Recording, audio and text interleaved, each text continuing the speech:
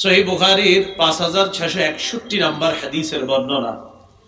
এই হাদিসের বর্ণনাকারী আব্দুল্লাহ ইবনে মাসউদ রাদিয়াল্লাহু তাআলা তিনি বলেন, আর আব্দুল্লাহ ইবনে মাসউদ রাদিয়াল্লাহু তাআলা আনহু قال اتيت النبي صلى الله عليه وسلم في مرضه। আব্দুল্লাহ ইবনে মাসউদ রাদিয়াল্লাহু তাআলা আনহু বলেন, আমি রাসূল সাল্লাল্লাহু আলাইহি সাল্লামের অসুস্থতার সময় নবীজিকে দেখতে আসলাম। নবীজির অসুস্থতার সময় নবীজিকে দেখতে আসলাম। নবীজির কাছে আসার পর ফামাসিস্তুহু ওয়া হুয়া ইউআকু ওয়াকান শাদীদা, আমি আল্লাহর নবীর শরীরের মধ্যে হাত বুলিয়ে দিলাম। হাত বুলিয়ে দেখতে পারলাম, বুঝতে পারলাম আল্লাহর নবীর শরীরে প্রচন্ড জ্বর।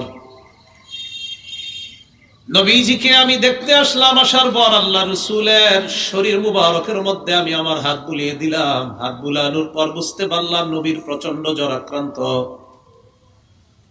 আমি নবীকে বললাম, ইন্নাকা লাতুআকু ওয়াকান শাদীদা ওয়া যালিকা আন্না লাকা আজরাইনি ইয়া রাসূলুল্লাহ। আমি আল্লাহ রাসূলকে বললাম, ইয়া রাসূলুল্লাহ, আপনার শরীরে প্রচন্ড জ্বর, এই কারণে কি আপনি আল্লাহর কাছে দ্বিগুণ প্রতিদান পাবেন? নবীর জ্বর প্রচুর, আপনি কি আল্লাহর কাছে ডাবল সওয়াব পাবেন? নবীজি বললেন, আজাল, হ্যাঁ, এই প্রচন্ড জ্বরের কারণে আমি আল্লাহর কাছ থেকে দ্বিগুণ পুরস্কার পাবো। নবীজির জ্বর, এই প্রচুর জ্বরের কারণে আমি আল্লাহর কাছে দ্বিগুণ পুরস্কার পাবো। পরে নবীজি বললেন, সুম্মা ক্বালা, আল্লাহ নবী বললেন, মা মিন মুসলিমিন ইউসিবুহু আযা, কোন মুসলমানের যখন কোনো বিপদ হয়, কোনো কষ্ট হয়, কোন মুসলমান যদি কখনো কোনো কষ্টের সম্মুখীন হয়, কোনো বিপদ হয়, নবী বলেন, ইল্লা হাত্তাত আনহু খাতায়া কামা তাহাত ওয়ারাকুশ শাজার, গাছের পাতা যেমন ঝরে পড়ে যায়, ওই মুসলমানের বিপদের কারণে তার গুনাহগুলা তেমন ভাবে ঝরে পড়ে যায়। মুসলমানের কোন বিপদ, এই বিপদে ধৈর্য ধারণ করলে গাছের পাতার মতো তার গুনাহগুলা ঝরে পড়ে যায়। মুসলিম শরীফের 6455 নাম্বার হাদিস, মোট হাদিস সংখ্যা হবে 7453।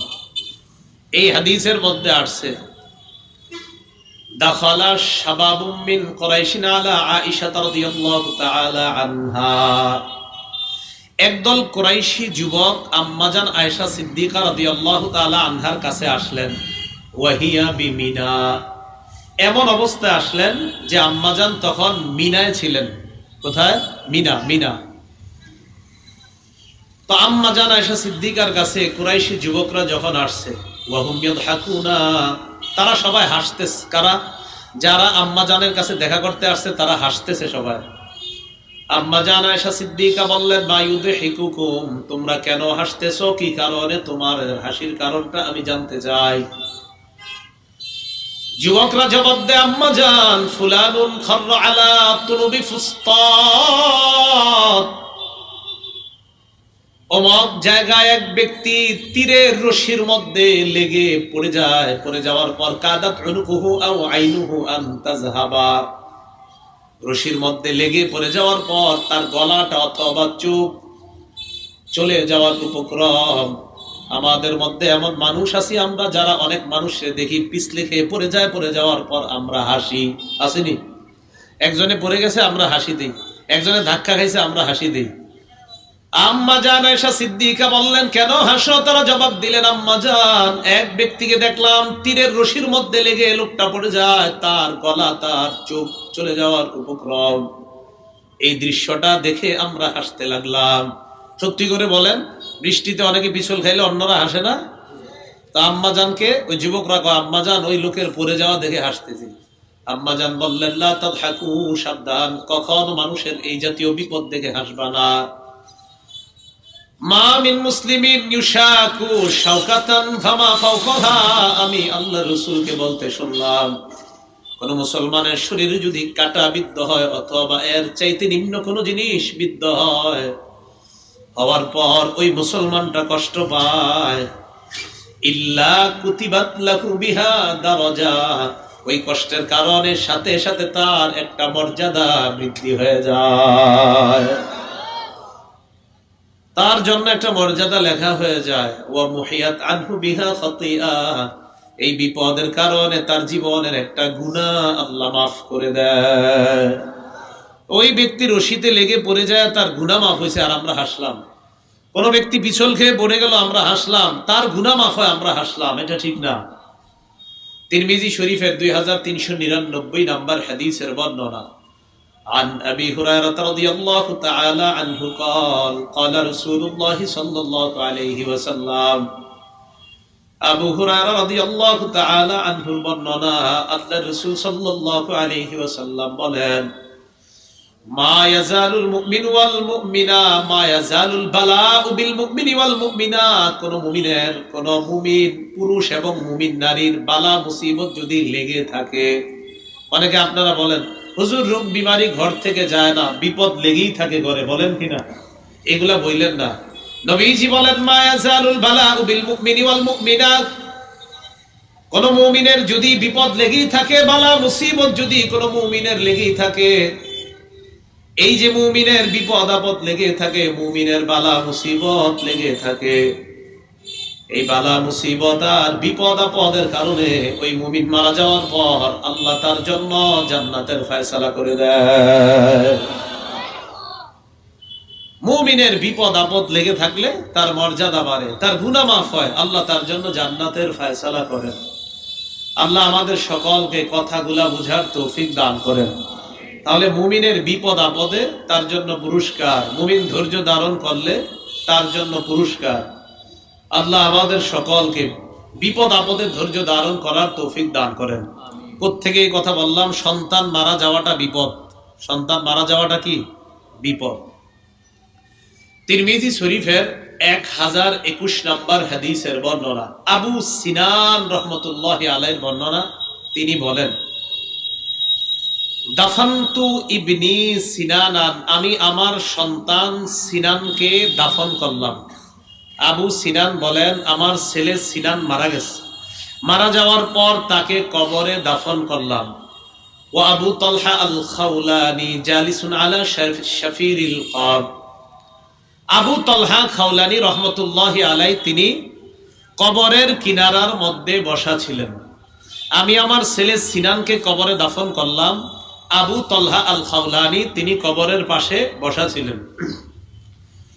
সামনে থেকে টাঙ্গাইলের ওলামায়ে কেরাম দাওয়াতের আগে একটু দাওয়াতের মাহফিলের স্থানটাও বলে দিবেন। রাস্তার পাশে বয়ান করতে পারি না আমি, কেউ কৌ ফেউ আওয়াজে বয়ান হয় না, মেজাজ খারাপ হয়ে যায়। স্থানটাও আল্লাহর হস্তে বলবেন যে অমুক স্থানে, আমি স্থান বলার পর ফায়সালা হবে সেখানে আমি যাব কি যাব না।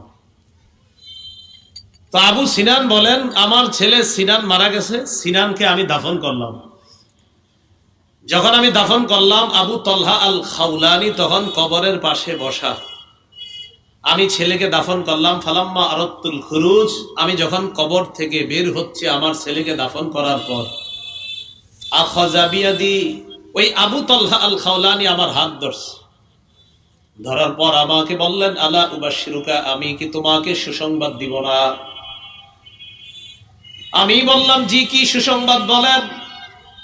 আবু তালহা আল খাওলানি বলেন, আবু মুসা আশআরী রাদিয়াল্লাহু তাআলা আনহুর বর্ণনা, ক্বালা রাসূলুল্লাহ সাল্লাল্লাহু আলাইহি ওয়াসাল্লাম, নবীজি বলেন, ইদা মাতা ওয়ালাদুল আবদি, কোন ব্যক্তির সন্তান যখন মারা যায়, কোন বান্দার সন্তান যখন মারা যায়, ক্বালাল্লাহু লিমালাইকাতিহি, আল্লাহ ফেরেশতাদেরকে বলেন, কবাতুম ওয়ালাদা আবদি, আমার বান্দার সন্তানকে তোমরা কবজা করেছ, আমার উমুক বান্দার সন্তান তোমরা ছিনিয়ে এনেছ। ফেরেশতারা কয়, নাম, হ্যাঁ মাবুদ, আপনার উমুক বান্দার সন্তান আমরা ছিনিয়ে এনেছি আল্লাহ। আল্লাহ বলেন, কবাতুম সামারাতা ফুআদিহি, তার কলিজার টুকরা ছিনিয়ে আনলাম। কয়, জি মাবুদ, তার কলিজার টুকরাটা ছিনিয়ে আনলাম। আল্লাহ বলে, মাদা ইয়াকুলু আবদি, আমার বান্দার সন্তান ছিনিয়ে আনার পর আমার বান্দার রিঅ্যাকশনটা কি তোমাদের কাছে জানতে চাই। আমি যার সন্তান আনলাম, তোমাদের মাধ্যমে যার সন্তানকে নিয়ে আসলাম, ওই ব্যক্তি এবং তার স্ত্রী, মানে ওই সন্তানের মা বাবা কি বলে একটু বলো। তো ফেরেশতারা বলে, আল্লাহ ফাহামিদাকা ওয়াস্তারজাআক, অমকের সন্তান নিয়ে আসার পর ওই ব্যক্তি বলেছে আলহামদুলিল্লাহ, আর বলেছে ইন্না লিল্লাহি ওয়া ইন্না ইলাইহি রাজিউন। সন্তান মারা যাওয়ার পর এক নম্বরে আল্লাহর প্রশংসা করছে, দুই নম্বরে বলছে ইন্না লিল্লাহি ওয়া ইন্না ইলাইহি রাজিউন। এই দোয়াটা পড়ছে। তখন আল্লাহ ফেরেশতাদেরকে বলে ইবনু লাহু বাইতান ফিল জান্নাহ, ওই সন্তানের মা বাবার জন্য জান্নাতের মধ্যে একটা ঘর বানায় দাও। ওয়াসাম্মুহু বাইতুল হামদি, এই ঘরের নাম রেখে দাও বাইতুল হাম। কি নাম? বাইতুল হাম। যার সন্তান মারা যায় ওই ব্যক্তি যদি ধৈর্য ধারণ করে, আল্লাহ ফেরেশতাদেরকে বলে তার জন্য জান্নাতের মধ্যে একটা ঘর বানাও, আর এই ঘরটার নাম রাখো বাইতুল হাম। কি রাখো? বাইতুল হাম। এই নাম রেখে দাও যে এই ঘরের নাম বাইতুল হাম।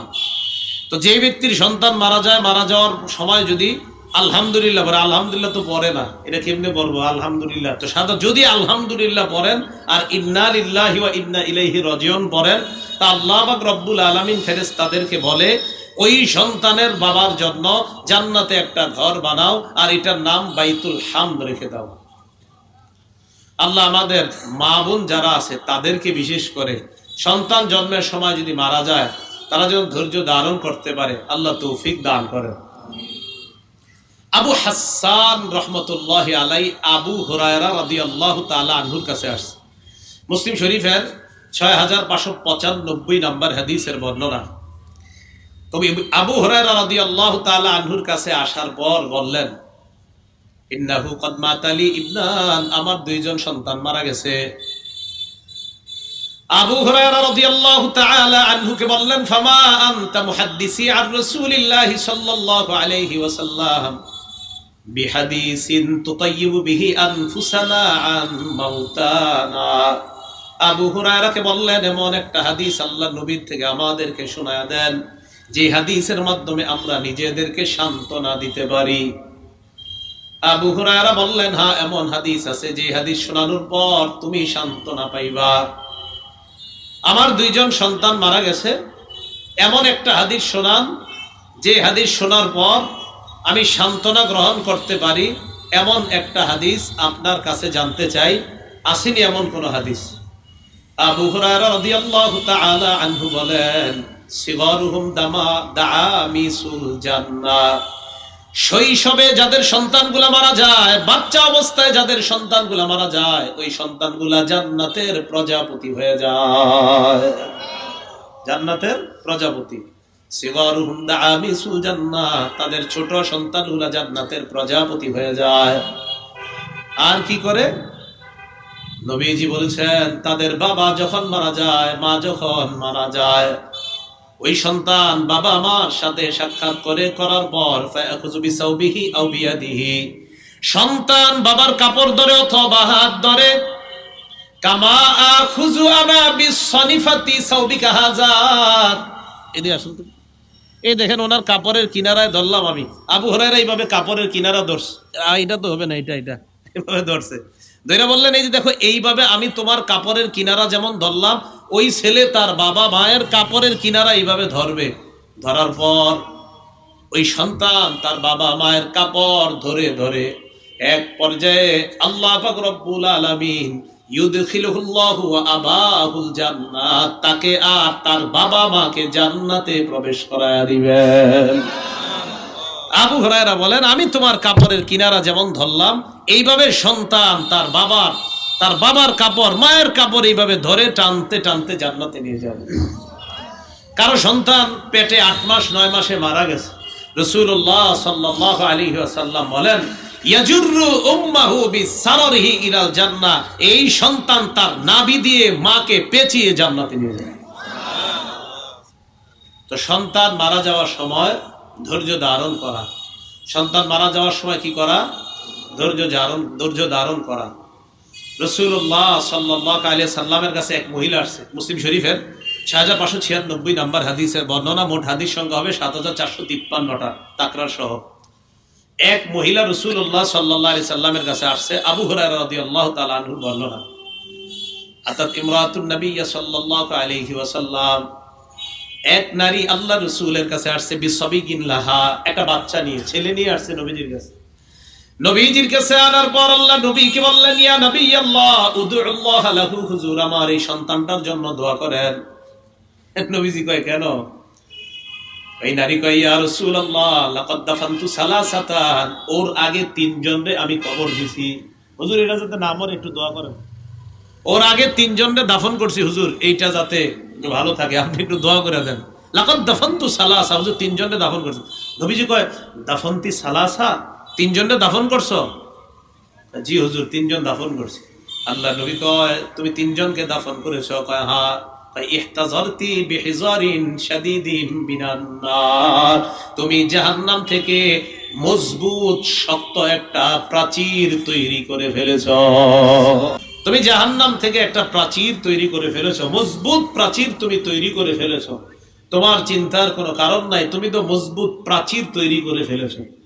তাহলে হাদিসের মাধ্যমে বুঝতে পারলাম যে রাসূলুল্লাহ সাল্লাল্লাহু আলাইহি সাল্লাম এই নারীকে বললেন, তিন সন্তান দাফন করছো, মজবুত প্রাচীর তুমি তৈরি করে ফেলেছো। এক নারী রাসূল সাল্লাল্লাহু আলাইহি সাল্লামকে বলতেছে, ইয়া রাসূলুল্লাহ যাহাবার রিজাল বিহাদিসিকা, হুজুর পুরুষরা সবাই আপনার হাদিস শুনে, আমরা শুনতে পাই না। হুজুর আপনি শুধু পুরুষ সাহাবীদেরকে হাদিস শোনান, আমগরে হাদিস শোনান না। নবীজি বললেন, কি করতে পারি বলো? কয় ফাজআল লানা মিন নাফসিকা ইয়াউমা নাতিকা ফিহি, আমাদের জন্য স্পেশাল একটা দিন আপনি ধার্য করেন, এই দিন শুধু আপনি আমাদেরকে ওয়াজ করবেন, পুরুষদেরকে ওয়াজ করবেন না। এক নারী বললেন, হুজুর পুরুষরা শুধু আপনার ওয়াজ শোনে, আমরা শুনি না। তো রাসূলুল্লাহ সাল্লাল্লাহু আলাইহি সাল্লাম বললেন, ঠিক আছে, ইজতামি'না ফি ইয়াউমি কাযা ওয়া কাযা ফি মাকানিন কাযা ওয়া কাযা, অমুক দিন অমুক জায়গায় তোমরা একত্রিত হও। ফাজতামা'না, তারা একত্রিত হয়েছে। আর নারীরা বলছে, ইয়া রাসূলুল্লাহ আমাদেরকে আপনি আল্লিমনা মিম্মা আল্লামাকাল্লাহ, তুআল্লিমুনা মিম্মা আল্লামাকাল্লাহ, আল্লাহ আপনারা যা শিখাইছে আমগরে একটু শিখাইবেন স্পেশাল, আপনি শুধু পুরুষ সাহাবাদেরকে শিখান, আমাদেরকে শিখান না। তো নবীজি বলছে, ঠিক আছে, অমুক দিন অমুক জায়গায় আসবা। তো গেছে নারীরা।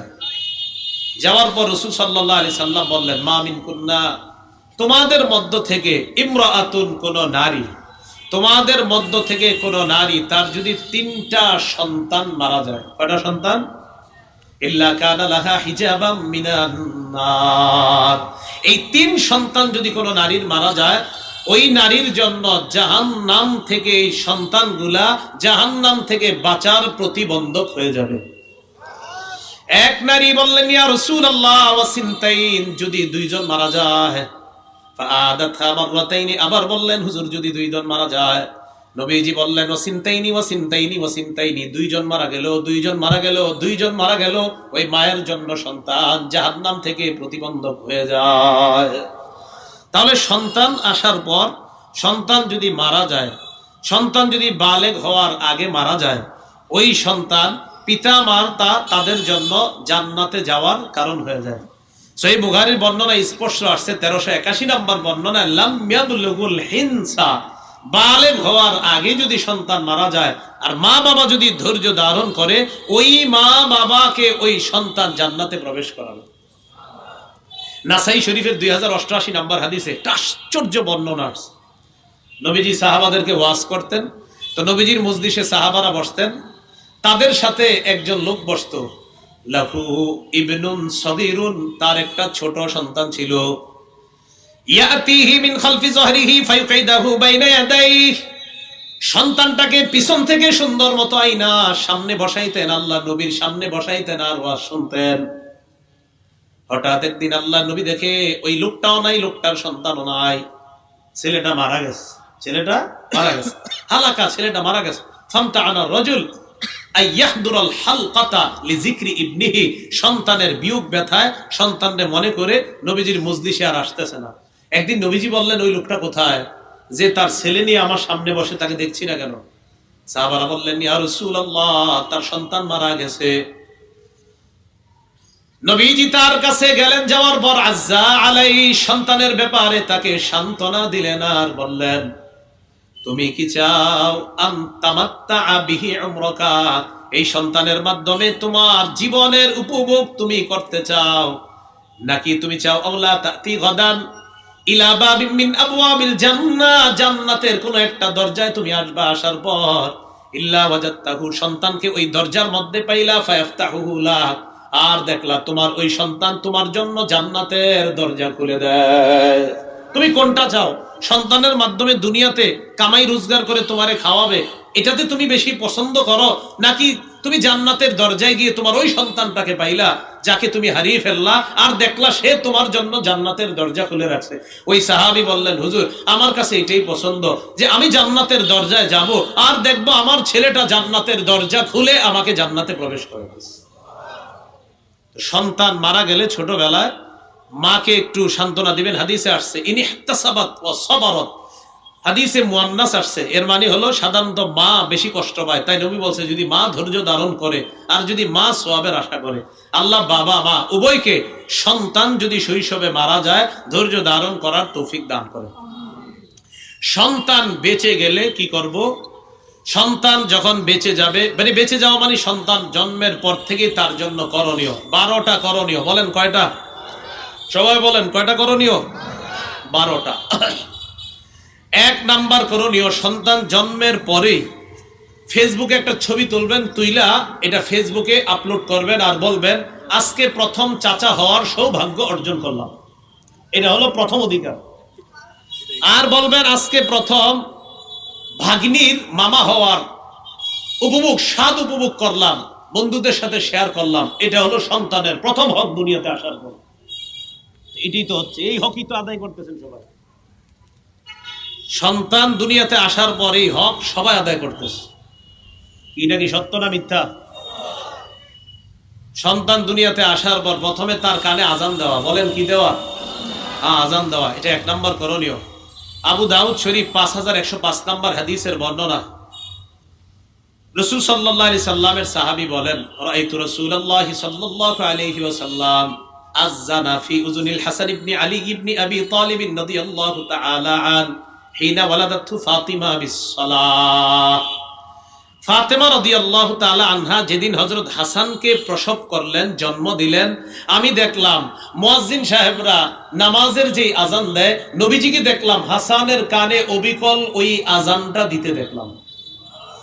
তাহলে 1 নাম্বার অধিকার সন্তানের কানে আজান দেওয়া, ছেলে হোক আর মেয়ে হোক তার কানে আজান দেওয়া। 2 নাম্বার তাহনিক করানো। বলেন কি করানো?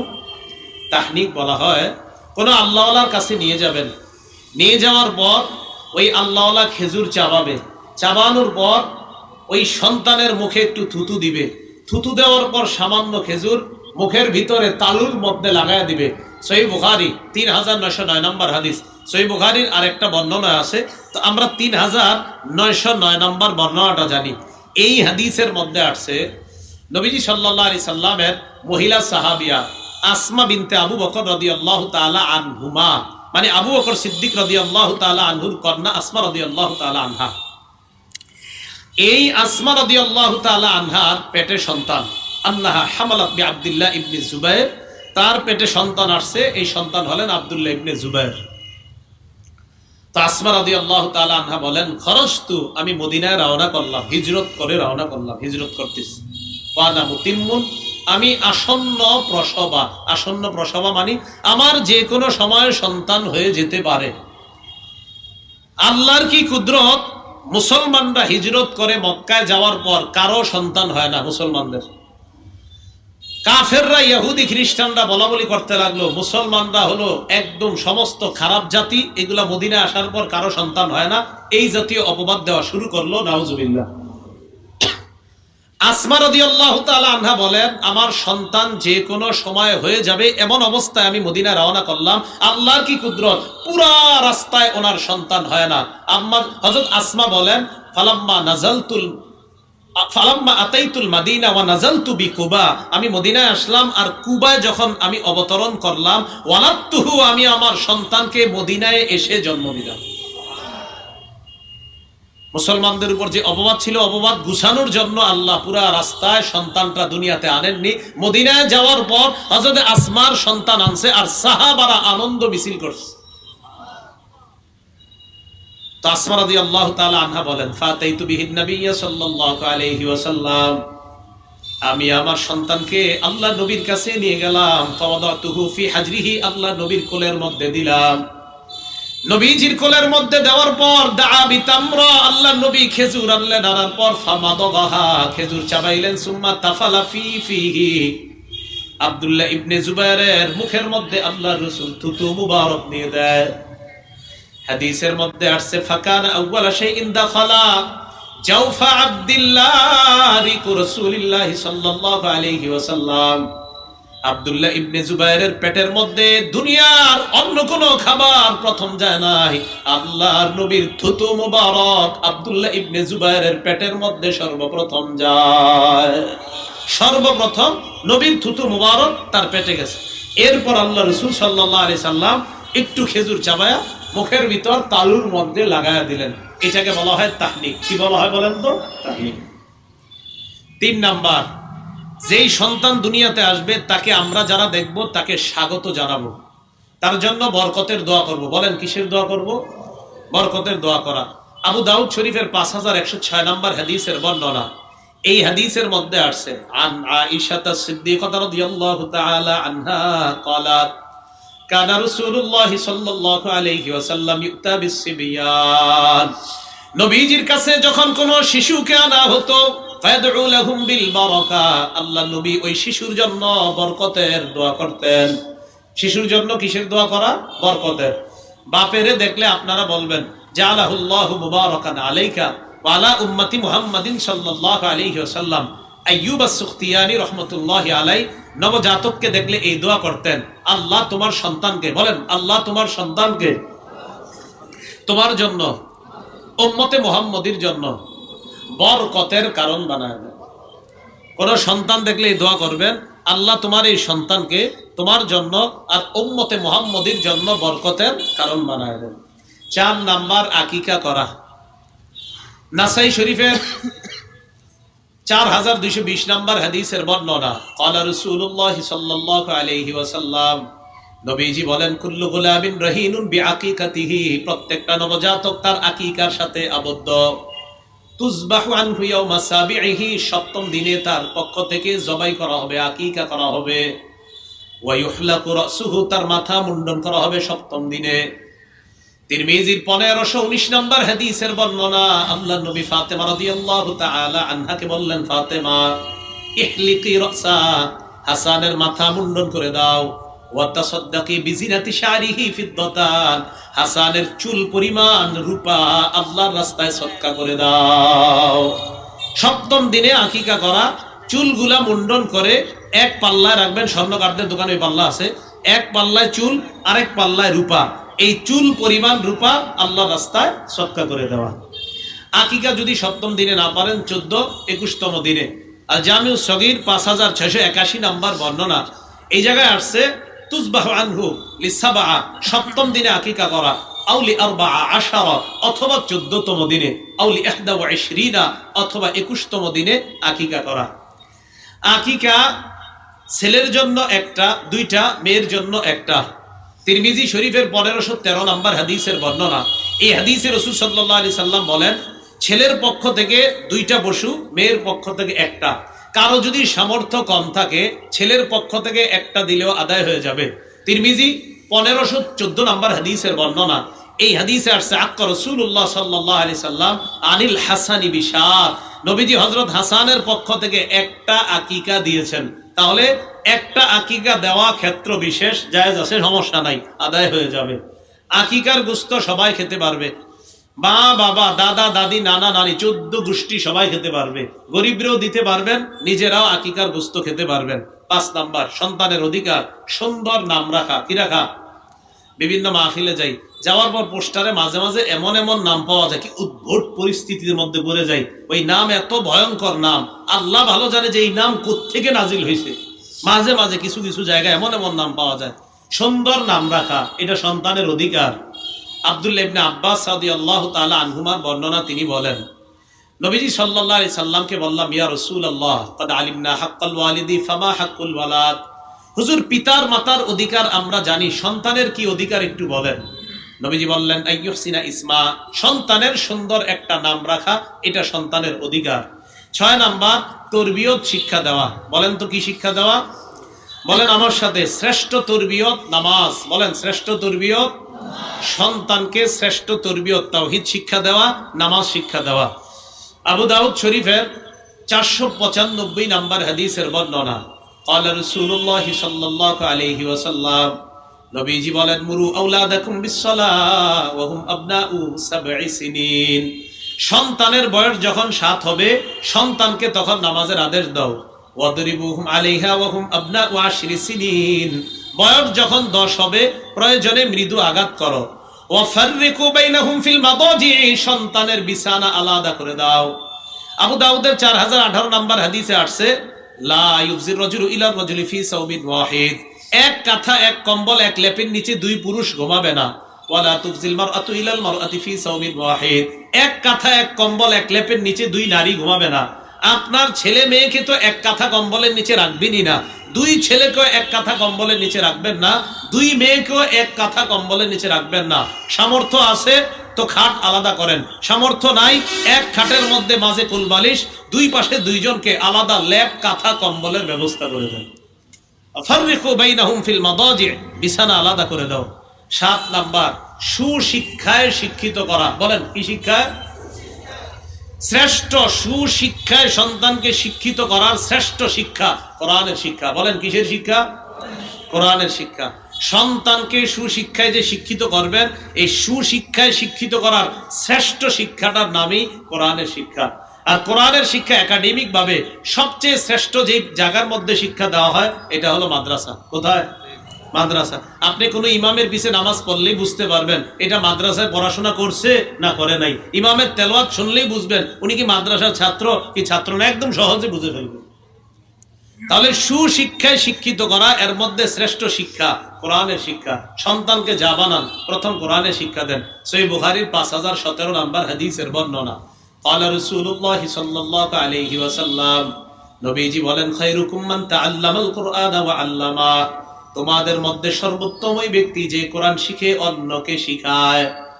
সর্বোত্তম ওই ব্যক্তি যে কোরআন শিখে অন্যকে শিখায়। এই যে মাদ্রাসায় বালক বালিকা, এটা মাদ্রাসা।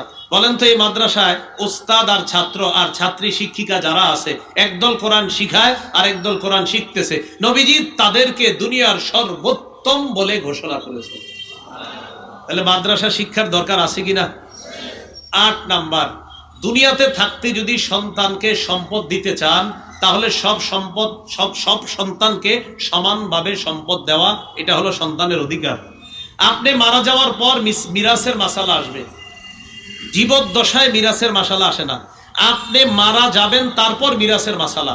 আপনি জীবিত থাকতে যদি সম্পদ দিতে চান তাহলে সব সন্তানকে সমানভাবে সম্পদ দেওয়া। যদি কম বেশি দিতে চান ফতুয়া বিভাগ থেকে ফতুয়া নিবেন, কেন আপনি একজনকে বেশি দিবেন আর কেন কম নিবেন। ওলামায়ে কেরাম শুনবে, শোনার পর ওনারা যদি দেখে হ্যাঁ এই কারণে একজনকে কম একজনকে বেশি দেওয়া যাবে, ওনারা যদি ফতুয়া বিভাগ থেকে ফতুয়া দিয়ে দেয় তাহলে আপনি দিবেন, অন্যথায় সমানভাবে সম্পদ দেওয়া। মুসলিম শরীফের 1623 নম্বর হাদিসের বর্ণনা, নবীজির একজন সাহাবী নাম নুমান, আব্বার নাম বশির। মানে সাহাবীর নাম নুমান, সাহাবীর আব্বাও সাহাবী, ওনার নাম হলো বশির রাদিয়াল্লাহু তাআলা আনহু। তো এই বশির রাদিয়াল্লাহু তাআলা নুমান রাদিয়াল্লাহু তাআলা আনহুরে নিয়ে গেছে নবীজির কাছে। নবীজির কাছে নিয়ে বললেন, ইয়া রাসূলুল্লাহ ইশহাদ আন্নী নাহালতুন নুমান কাজা ওয়া কাজা, হুজুর আমি নুমানকে ওই সম্পদটা দিয়েছি, আপনি সাক্ষী থাকেন। নবীজি বললেন, আনাহালতান ইসলামা নাহালতান নুমান, তুমি নুমানকে যেই সম্পদ দিয়েছো অন্য সন্তানদেরকে এমন সম্পদ দিয়েছো কিনা? সাহাবী বশির জবাব দিলেন, লা ইয়া রাসূলুল্লাহ, না হুজুর সব সন্তানকে আমি সমানভাবে দেই নাই, নুমানকে একটু বেশি দিছি। নবীজি বললেন, ইশহাদ আলা হাদা গায়রি, তাহলে সাক্ষী আমি ছাড়া অন্য কাউরে বানাও। সাক্ষী আমি ছাড়া অন্য কাউরে বানাও, আমারে বানাও না। আয়াসুররুকা আইয়াকুনু ইলাইকা সাওয়াআন ফিল বিররি, তুমি কি চাও তোমার সব সন্তান তোমার উপর সুন্দর আচরণ করুক, সমানভাবে আচরণটা তুমি কি চাও? তুমি কি চাও সব সন্তানরা তোমার প্রতি সমানভাবে সদ আচরণ করুক? জি হুজুর এটা চাই। আল্লাহ নবী বললেন, সমানভাবে সদ আচরণ চাও তাহলে সম্পদ কেন সমান দিবা না? তুমি চাইতেছো সবাই তোমার প্রতি সুন্দর আচরণ করুক, তো সম্পদ কম দিবা কেন? তাহলে মাসালাটা মনে রাখবেন, কম বেশি করতে হলে ফতুয়া বিভাগ থেকে ফতুয়া আনবেন। জীবদ্দশায় যদি সম্পদ দিতে চান এত মাসালা। আর মরার পরে তো আর প্রয়োজনই নেই, আপনার মিরাজ পাবে, ছেলে যা পাবে মেয়ে অর্ধেক পাবে, সোজা হিসাব। 9 নাম্বার, সন্তান বালেগ হলে বিয়ে করায় দেওয়া, বালেগা হলে বিয়ে দিয়ে দেওয়া। সন্তান ছেলে বালেগ হলে বিয়ে করায় দেওয়া, মেয়ে বালেগা হলে বিয়ে দিয়ে দেওয়া। মুসনাদে আহমদের বর্ণনা, নবীজি বলেন ইদা বালাগা ফালইউযাওবিজহু, সন্তান বালেগ হলে বিয়ে করায় দিবা। ওয়াইন বালাগা আলাম ইউযাওবিজহু, বালেগ হওয়ার পর যদি বিয়ে না করায়, ফাআসাবা ইসমা, ওই সন্তান যদি গুনাহ করে, ফাইন্নামা ইসমুহু আলা আবিহি, সন্তানের এই গুনাহ বাবার উপরও যাবে। সন্তান বালেগ হওয়ার পর যদি বাবা বিয়ে না করায় আর যদি সন্তান গুনাহ করে, এই গুনাহ বাবার উপরও যাবে। তাহলে বলবেন হুজুর সন্তান টাকা পয়সা নাই, বিয়ে করামু কিভাবে? তাহলে আপনি রোজা রাখান, টাকা পয়সা আছে তো বিয়ে করান, টাকা পয়সা নাই তো রোজা রাখান, গুনাহের কোনো অপশন নাই। বলেন সবাই, টাকা থাকলে কি বিয়ে, টাকা থাকলে, না থাকলে রোজা, গুনাহের অপশন নাই। গুনাহের অপশন মানে ওই যে আপনি 35,000 টাকার মোবাইল কিনা দিচ্ছেন, এটাই গুনাহের অপশন। তো এইটা দিচ্ছেন, আর কিছু টাকা মিলেইলি তো মেয়ের মোহরানা দিয়া মোটামুটি সুন্দর অনুষ্ঠান করে বিয়ে হয়ে যেত। এত একটা মোবাইল দিলেন, এই 35, 30,000, 40,000 টাকা দামের মোহর, তো 30,000ও লাগে না, এত লাগে না মোহর। মোটামুটি মানের একটা মোহর দিয়ে তো আপনি বিয়ে করাই দিতে পারতেন, কিন্তু আপনি কি করলেন? এটা না করে মাশাআল্লাহ গুনাহের একটা অপশন হাতে দিয়ে দিছেন। তো মনে রাখবেন, এটা হলো গুনাহ, এটা হলো বালেগ হওয়ার পর বিয়ে করার নাই। তাহলে এই বালেগ হইছে, টাকা আছে, বিয়ে করায়া দেন।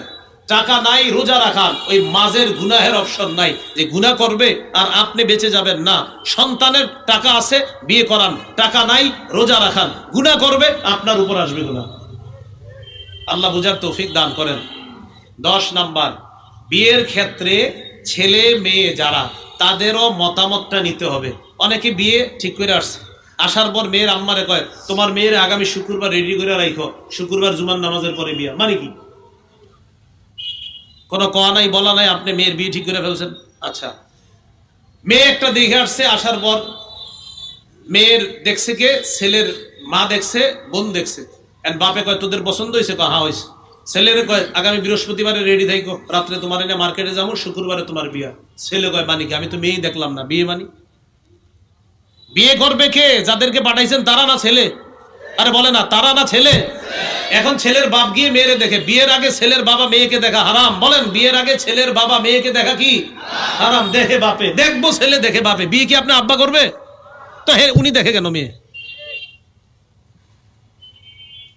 মুসনাদে আহমদের বর্ণনা, এক মেয়ে রাসূল সাল্লাল্লাহু আলাইহি সাল্লামের বিবি আম্মাজান আয়েশা সিদ্দিকার কাছে আসলেন। আসার পর বললেন, আম্মাজান ইন্না আবি যাওয়াজানি মিন ইবনি আখি। আম্মাজান আয়েশা সিদ্দিকাকে বললেন, আম্মাজান, আমার আব্বা আমার চাচাতো ভাইয়ের সাথে আমাকে জোর করে বিয়ে দিয়ে দিছে, ও আনা কারিহা, এই বিয়েতে আমার মত ছিল না। আব্বা আমারে চাচাতো ভাইয়ের সাথে বিয়ে দিয়ে দিছে, আমি এই বিয়েতে মত ছিল না আমার। আম্মা জান আয়েশা সিদ্দিকা বললেন, ইজলিসি হাত্তা ইয়াতিয়া রাসূলুল্লাহ সাল্লাল্লাহু আলাইহি ওয়াসাল্লাম, অপেক্ষা করো, আল্লাহ রাসূল আসা পর্যন্ত, নবীজি আসবে, এরপর তোমাকে আমি মাসালা দিব। দেখছেন নি মাসালা দেওয়ার ক্ষেত্রে কত সতর্কতা অবলম্বন করতে আম্মা জান। বুখারীর বর্ণনার মধ্যে আবু হুরায়রা রাদিয়াল্লাহু তাআলা আনহুর পরে সিরিয়ালে যার স্থান আম্মা জান আয়েশা সিদ্দিকার, তিনি বেশি বর্ণনা করছেন। আবু হুরায়রার পরে যিনি সবচেয়ে বেশি হাদিস বর্ণনা করেছেন, আম্মা জান আয়েশা সিদ্দিকা রাদিয়াল্লাহু তাআলা আনহা, তিনি বলছেন অপেক্ষা করো, নবী আসলে মাসালা দিব। আর ইদানিং কালে আপনারা আমারে 100 মাসালা জিগান, আমি দেখি 100ই জবাব দিয়ে দিচ্ছি। কোন মাসালায় বলি না আমার জানা নাই, আমার সব জানা আছে। সুবহানাল্লাহ, এই যুগে এত বড় বড় ব্যক্তিত্ব বের হয়ে যাচ্ছে। আল্লাহু আকবার। ইমাম মালিক 48টা মাসালায় বলতেছে জানি না, জানি না, জানি না, জানি না। কম বেশি আরো অনেক মাসালা কয় জানি না, জানি না। অনেক দূর থেকে একজন আসছে, আসার পর কয় হযরত এই মাসালাটা ইমাম মালিক কয় আমার জানা নাই। একজনে কয় হযরত হাযা শাইউন খাফিফ, উসুলুল ইফতাহ হলেন তাকি উসমানী সাহেবের লেখা, হাযা শাইউন খাফিফ, হযরত এটা তো একটা সহজ বিষয়। ইমাম মালিক বললেন লাইসা ফিল ইলমি শাইউন খাফিফ, ইলমের মধ্যে সহজ বলতে কিছু নাই। এই কথা কেন বললা? রাগ হয়ে গেলেন। আর এখন আপনারা অপেক্ষায় থাকেন যে যা বলবেন সব বলে ফেলবো, সব বলে ফেলবো। তখন আপনারা বলবেন বাহ, পুরা বিশ্বের শ্রেষ্ঠ আলেম আরিফ বিন হাবিব। কি আজীব দুনিয়াতে আসলাম। আম্মা জান আয়েশা সিদ্দিকা রাদিয়াল্লাহু তাআলা আনহা এত হাদিস যিনি বর্ণনা করলেন, তিনি কয় অপেক্ষা করো, নবীজি আসবে, তারপর মাসালা। নবীজি সাল্লাল্লাহু আলাইহি সাল্লাম আসলেন। আসার পর রাসূল সাল্লাল্লাহু আলাইহি সাল্লামকে জানানো হলো, হুজুর এই মেয়েটাকে তার আব্বা তার চাচাতো ভাইয়ের সাথে বিয়ে দিয়ে দিছে, তার এই বিয়েতে মত ছিল না। আম্মা জান আয়েশা সিদ্দিকা রাদিয়াল্লাহু তাআলা আনহা থেকে এটা শুনলেন, মেয়ের থেকে নবী শুনলেন। শোনার পর কয় তোমার আব্বারে ডাকো। বাপেরে ডাকছে। ডাকার পর কয় মেয়েকে বললেন তুমি কি এই বিয়েতে থাকবা না আমি বিয়েটা ভেঙে দিব বলো। মেয়ে বলতেছে আজাস্তুমা সনা আবি, আব্বা আমাকে যে জায়গায় বিয়ে দিয়ে দিছে আমি মেনে নিলাম। নবীজি কয় তাহলে মেনে নিলে আসলা কেন? মেয়েটা জবাব দেয় ইয়া রাসূলুল্লাহ, আমি আপনার কাছে এই কারণে আসলাম, কিয়ামত পর্যন্ত আপনি একটা আইন করে দিবেন, বিয়ের ক্ষেত্রে মেয়েদেরও যে কথা বলার অধিকার আছে। বিয়ের ক্ষেত্রে একটা মেয়ের যে কথা বলার অধিকার আছে, একটা মতামত ব্যক্ত করার অধিকার আছে, কিয়ামত পর্যন্ত যেন মেয়েদের এই অধিকার প্রতিষ্ঠিত হয়ে যায়, এই কারণে আমি আপনার কাছে আসলাম। আপনি মেয়েদের এই অধিকারটা প্রতিষ্ঠিত করার জন্য আপনার কাছে আসলাম। 11 নাম্বার, সন্তানের ভরণ পোষণের দায়িত্ব পিতা। আবু দাউদের 1532 নম্বর হাদিসের বর্ণনা, কাফা বিল মারই ইসমান আইয়ুদাইয়া মা ইয়াকুল, সন্তানের ভরণ পোষণ পিতামাতা না দিয়ে ক্যারাম বোর্ড আর জুয়া টাস খেলায় যদি টাকা নষ্ট করে, নবী কয় এই পিতা অপরাধী হওয়ার জন্য এতটুকুই যথেষ্ট। সন্তানের ভরণ পোষণ না দিয়ে সে কি করলো? খারাপ জায়গায় টাকা নষ্ট করলো। এটা 11 নাম্বার, সন্তানের ভরণ পোষণের দায়িত্ব আপনার। 12 নাম্বার, সন্তানের বিরুদ্ধে বদদোয়া না করা। আবু দাউদেরও বর্ণনা এটা, 1592 পরে অনেকগুলো হাদিসে আসছে আবু দাউদে। রাসূল সাল্লাল্লাহু আলাইহি সাল্লাম বলেন লা তাদউ আলা আনফুসিকুম, নিজের বিরুদ্ধে বদদোয়া করো না, ওয়ালা আলা আওলাদিকুম, সন্তানের বিরুদ্ধে বদদোয়া করো না, ওয়ালা আলা আমওয়ালিকুম, সম্পদের বিরুদ্ধে বদদোয়া করো না, ওয়ালা আলা খাদামিকুম, চাকর চাকরানীদের বিরুদ্ধে বদদোয়া করো না।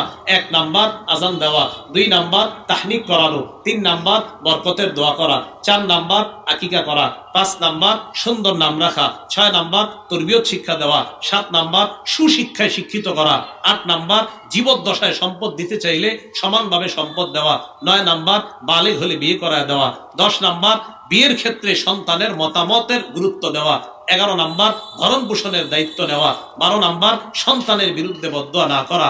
সন্তানকে আদর্শ সন্তান এবং সুশিক্ষায় শিক্ষিত করার লক্ষ্যে মাদ্রাসাগুলোর গুরুত্ব যেন আরো বেশি দিতে পারি আমরা, আল্লাহ তৌফিক দান করেন। আমিন ওয়া আখিরু দাওয়ানা আলহামদুলিল্লাহি রাব্বিল আলামিন।